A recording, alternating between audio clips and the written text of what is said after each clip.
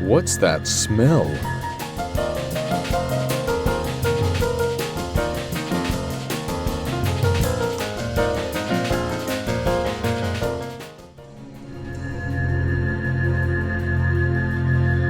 Milk?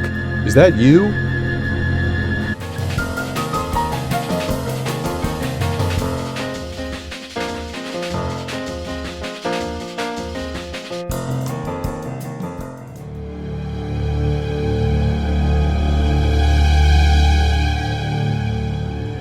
Ugh, I can't believe this guy.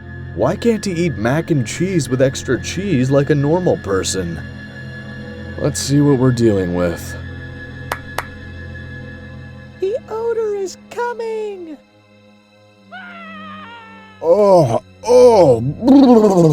Oh, that's too much even for me. Not really.